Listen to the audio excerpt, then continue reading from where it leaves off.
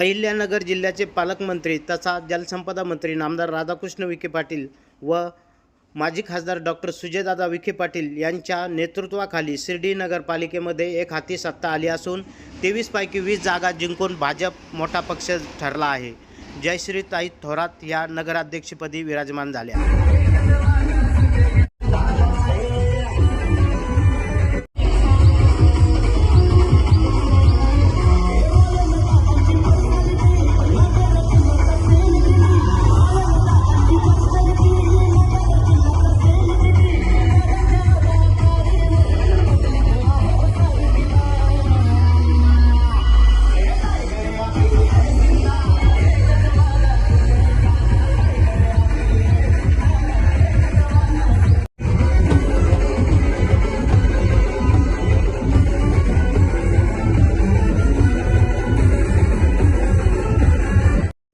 शिर्डी व राहता परिसरातील अशा नवनवीन घडामोडी जाणून घेण्यासाठी प्रवरा न्यूज चॅनलला सबस्क्राईब करा. प्रवरा न्यूजसाठी प्रतिनिधी पत्रकार राजेंद्र गडकरी, शिर्डी परिसर.